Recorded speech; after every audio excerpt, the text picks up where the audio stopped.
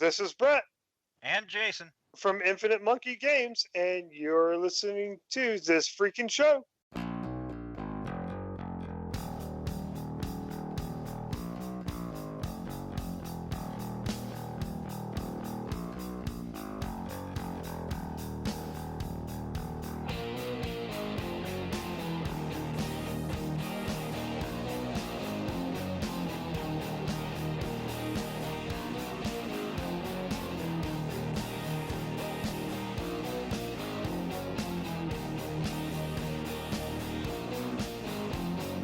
What's up, everybody? I am Travis here. Welcome to another episode of This Freakin' Show.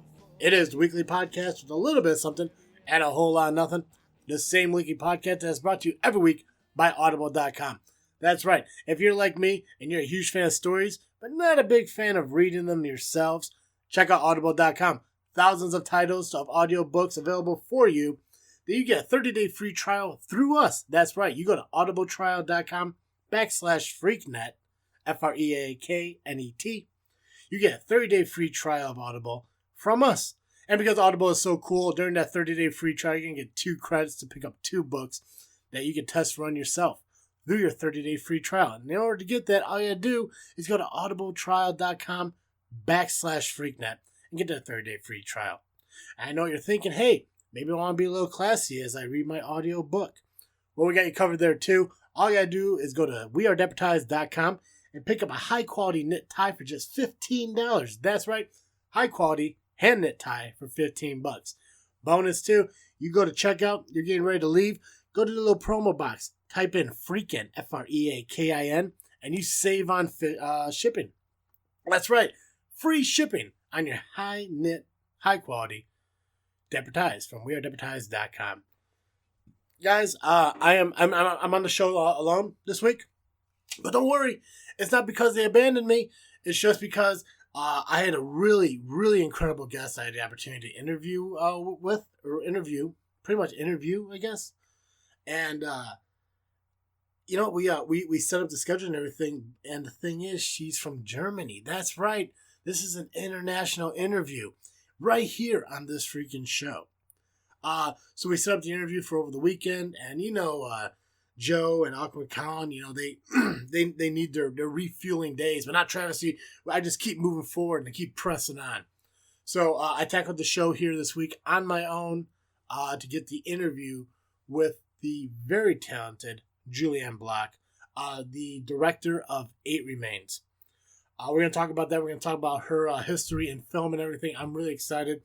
So excited that we're going to go ahead and dive right into the interview right now. Hi, everyone. I am sitting down here with Juliane Block. Thank you so much for doing this. I'm so excited to do this. Well, thank you. Real quick, you just kind of want to give my listeners kind of like a little background on who you are and also what really got you into doing films. Well, I'm doing films for quite some time now. So I'm a German filmmaker, and it might be interesting, because most of my films are English language. So I started off with a zombie flick here in Germany, and then for personal reasons, I went to Asia. I thought everyone is going to North America from Europe to do films, so I just go the other way. Ended up in Malaysia, where they speak English as more or less also first language. I mean, they speak Bahasa Malaysia, but a lot of them speak English, and I ended up with a lot of friends, Chinese friends, who speak English, and I did my first feature over there, which was really fun. And I decided that's what I really want to do. I want to make movies as director for the rest of my life, and here we are. Gotcha. Was there a certain movie that you saw, like back in the day when you're when you first started really getting into movies? Was there one film that kind of made you decide, hey, I want to be part of this culture, I want to start making movies? Was there that type of movie for you? Not really. It was more my mom. She was a housewife, and she was selling makeup in evening parties, something like this, for the women in the neighborhood. And I just kind of got all the rest, whatever I could get my hands on, I took. And instead of making myself pretty, I just made myself into a monster. And then it grew and grew. So it grew into zombies, like really special effects makeup with latex and stuff. And then I met this guy. I've never thought about being a filmmaker, and I met this guy at university who did this zombie film, and I was like, oh wow, I can do zombie makeup and it's actually useful. So that's how I got hooked into filmmaking. And it just then it occurred to me that basically storytelling would be something I would be interested in. I think like my parents are teachers. It like I grew up like in a suburb of a small town in Germany, so filmmaking is not really something you do there. So I think it was just too far away. So I needed a while until that hit me that this is really what I want to do. Awesome. So how did you like your first film? Like how did you start out doing like your very first film? And what exactly would your first film been? Well, if I say like my very first film, or like, are you asking for my first film as director or like this zombie flick? Like the first time you directed, like where, like what got you into, you found a film, you started directing it, like where did that come from? So I was in Asia at that time already. I knew Yeah. that I wanted to work in the movie industry, and Mhm. then it's just kind of like it's not as if like the jobs in the movie industry present themselves. Like no one is coming to you and saying like, look, I have this awesome project and I want you to do this. And that's when I said, okay, I do it myself. So that was actually a short film. So my first directing, it was a short film called Unsecured Loan. And my brother wrote a short story at some point. I really liked it. I took it. And there is like a lot of loan sharking going on in Asia. And I Mm. think like Asian crime films, thrillers, they're really great. So I wanted to do something like this. So it's a short film about loan sharking, about a guy who is like in trouble and can't pay back, and he doesn't want to do like the job he's offered. And like the first day on set, I think it was like 16 or 17 hours, like the outcome was so. I mean, it was my first time.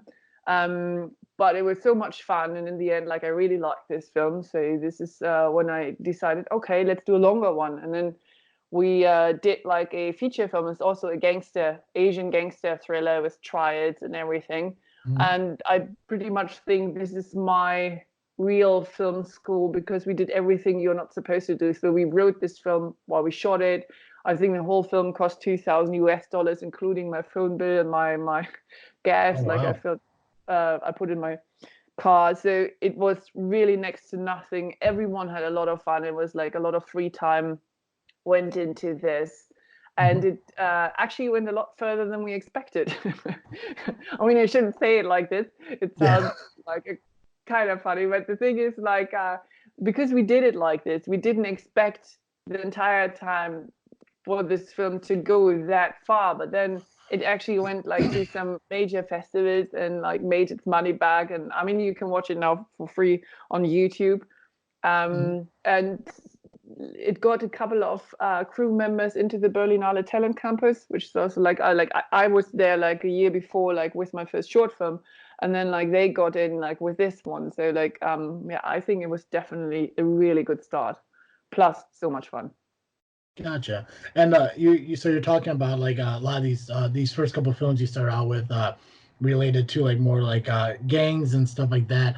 Yeah. And we actually touched base for your new movie that got released at the end of 2018, Eight Remains, which is that genre is more of a thriller, kind of a is it like what genre does Eight Remains fall into?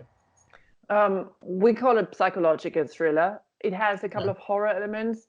There's some drama in it, but I think like you can boil it down to psychological thriller.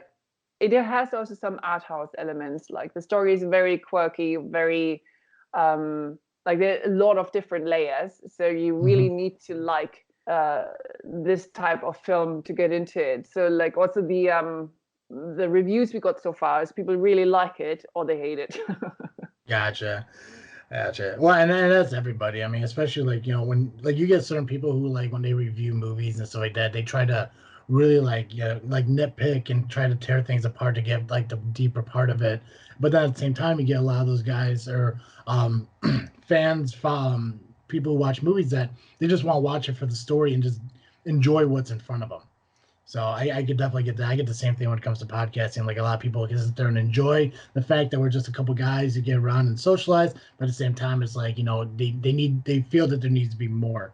But there's just people like really like nitpick and stuff. So it remains. Why don't you tell us kind of like a little bit of like what's the movie about? It Remains is about Tally. She's a young girl who has an older lover, Damien, and the film starts with him showing her like his great castle, and shortly after turning out to be actually like a killer. So he's strangling her, and time stops, and she wakes up in this parallel reality. We say, well, she's like having like her life is kind of running for her in this dream world, and she has to go through different stages in her life, always chased by Damien, who is like in this fantasy world as well, fighting for her life. So it's and all these parallel reality worlds are those layers I was talking about. So yeah, it's overall, I would say like I read some comments to say like this is a tale about female empowerment, which I think that's true. So this is something we wanted to achieve. It's a story about Tally, how she overcomes the trauma and how she really finds herself. So a little bit also coming of age, if you want to say so, like to find out who you really are in the package of this psychological thriller. I gotcha. And where did the idea for this movie come from? Because it is a pretty unique concept on a thriller movie. Like like thinking about and trying to think of any kind of movie that would mirror it or have any kind of like similarities to it. Like it is really quite different. So where did the idea of the movie and how it's based, and being in that alternate reality, watching your life move forward and everything, like how did that come to the creator's mind? The writer, Laura Sommer, she's a very successful German novelist, like who publishes her books on Amazon.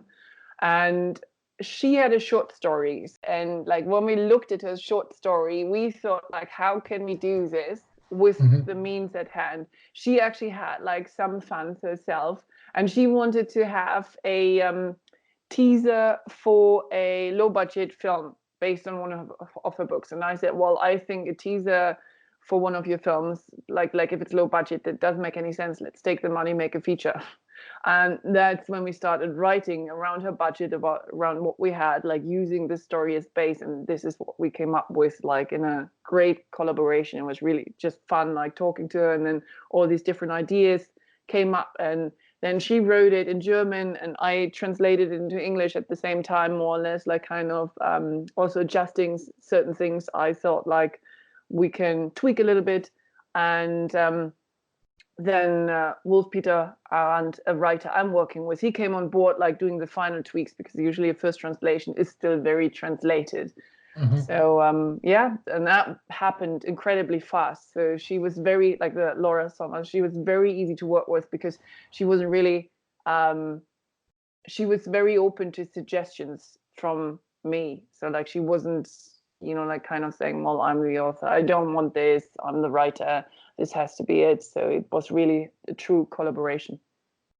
I gotcha. And I was just kind of like looking through your IMDb and everything, and trying to like learn a little bit about you as we do on this interview. And I noticed that there were actually a couple movies that you performed in as well. Yeah, well, the main one is Kings, which is from 2011. And once I did Emperor, that's the first feature I was talking about earlier, like the gangster one.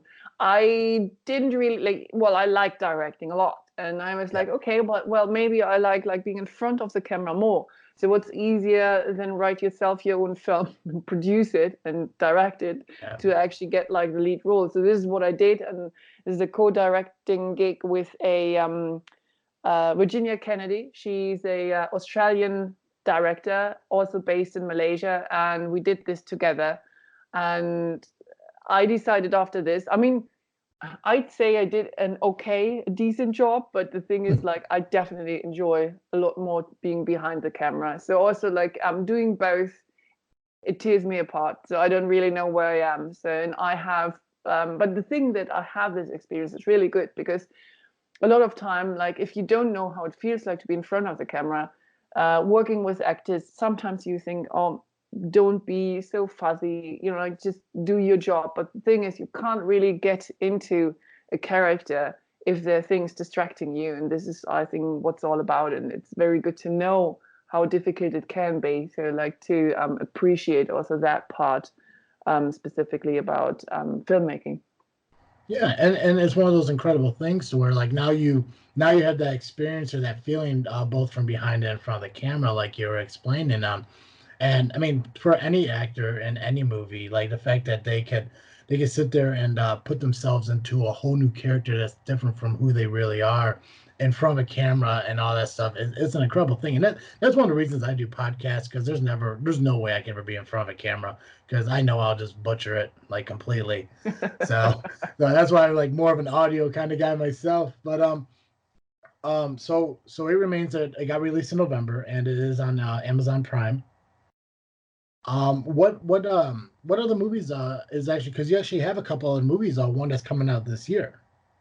Yeah, that's right. I mean, it took us quite a while to finish post-production on It Remains. With this knowledge, post-production on my film I did after that, which is Three Lies, and that is going to be released in North America, I think 6th of August, actually. So it should be available on DVD, VOD in August this year.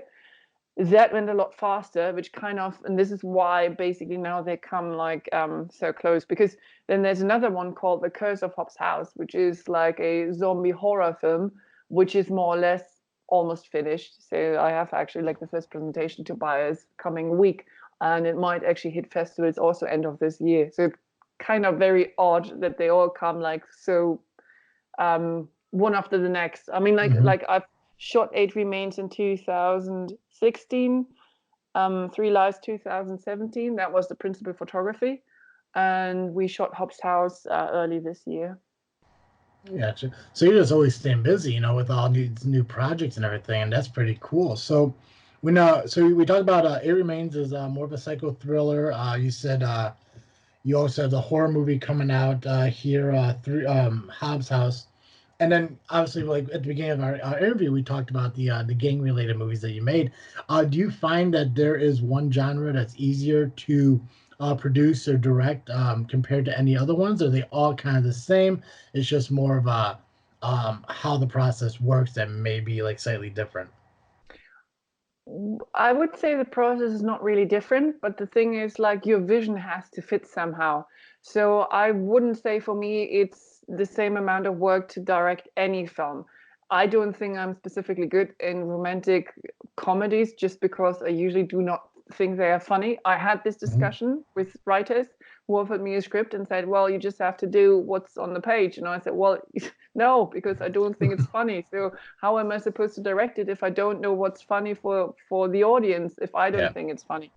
So in that regard, I think, just action, tense films, thrillers, stuff like that works a lot better for me than other genres.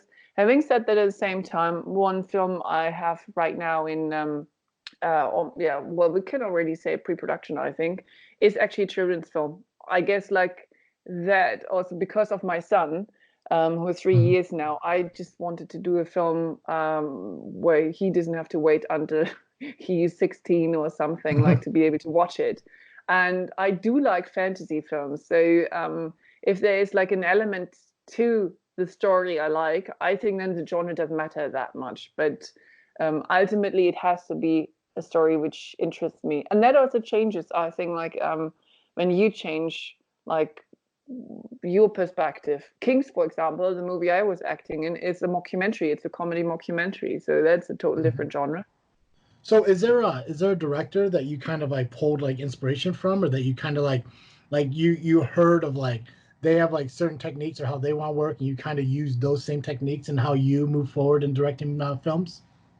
Well, one director I really like is Kim Ji-woon. He's a Korean director. He did Bittersweet Life, which is like also I'd say is a psychological thriller, Okay. crime-related Asian, and I love that film. He also did a film called The Good, the Bad, the Weird, which is like called kimchi western. It's a western set in Manchuria in the during I don't know, a little bit earlier than the Second World War, I think, and like his combination of production design and story. It's just brilliant, I think. Um, there are other directors I really like. I mean, I really liked Wonder Woman, and like I'm trying to focus also on female directors. So what Patty Jenkins did, just because I think it's inspiring to see more women telling stories from a female perspective.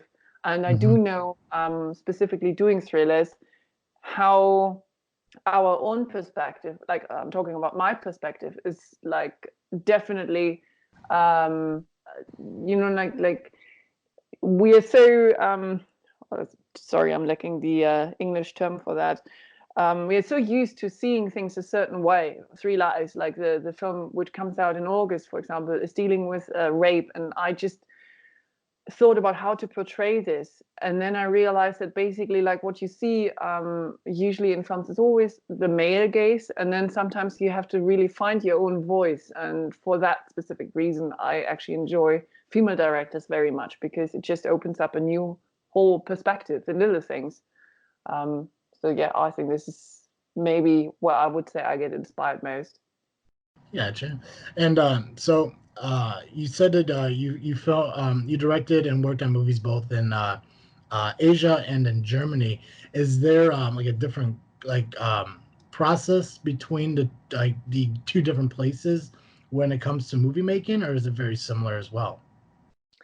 Well, for me, it was very similar. A lot of my films I worked on, I was also in the producing team, which means like I was, putting the structure together, which ultimately made the structure. So this is kind of like why I think films here have been similar to the ones I did in Asia, and like the Mhm. last one, House, was shot entirely in the UK. So we always had like a multinational like crew, people from the UK, Germany, and other European countries here in Europe, and in Asia it was also like all kind of different people. So um, I would say not so much different. Maybe that in Malaysia the film industry in general has less money, so films usually have to do with a lot less funding. Okay. Is there a place you have yet to create a film in that you look to do in the future, You like a mean like location? country wise? Yeah, like a location or something like that. Like, is there like a dream like location you would love to shoot a film in that you haven't quite gotten to yet, but you look to do in the future? Well, most of it is really stories I want to do. I do like amazing locations. So I think like Iceland is great. Norway is great. Look a lot like New Zealand in many ways. So if Yeah. I can do something which is taking those countries somehow to another level, I think that would be really great. But then again, I've traveled in those countries, so Mhm. ultimately you always can also just kind of travel there if you want to see those countries. I gotcha.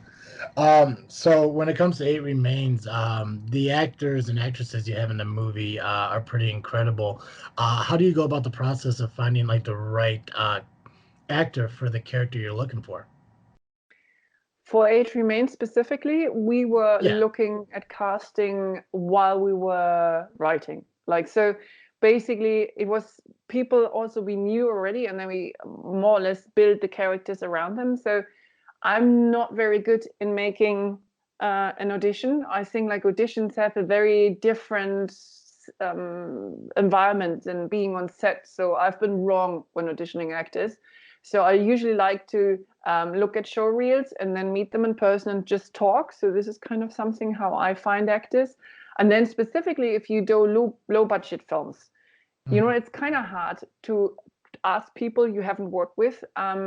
Oftentimes, you don't know if they can cope with the situation on set. If there's no trailer, like if it's pretty low budget. So this is one thing, for example, for It Remains. And the second thing is, if you work with people you know already, then also like you know what you are getting. So you know like their strengths and their weaknesses, and you can actually structure like the role around them. So some actors were new, and they were cast more or less like as I described, watching show reel, talking to them, and then kind of bringing them on board. Others I've worked with, for example, Damien. Was Gregory B. Waldes, and he's really great to work with. And I worked with him like a couple of years ago prior to It Remains, where he was in a collaborative project where I shot a segment. And it's a feature film done by 40 directors, and I shot a segment of that. And that was really fun to work with him. And so that was easy. Like I was just asking, do you want to do this? And funny enough, everyone I was asking had time, so we didn't have to look much further. So the project came together incredibly fast. Awesome. And as mentioned, It Remains is available on Amazon Prime. Is it available anywhere else? It is also on Google Play, Tubi TV, I think, or however that's called. Like we don't have this in Germany. So let me just quickly pull up. Actually, on our website and on our social media channel, you should also find it. Main outlets are Amazon Prime, Google Play, and Tubi. So this is like where people should look if they want to watch it, I think. Okay. Cool. Do you real quick just want to give our listeners just an idea of where they can find you on social media, where they can keep updated on all your upcoming movies that are being released, as well as any other movies from the past that maybe they want to look up? Well, they can find more or less most of it like on our website, j-blockbuster.com.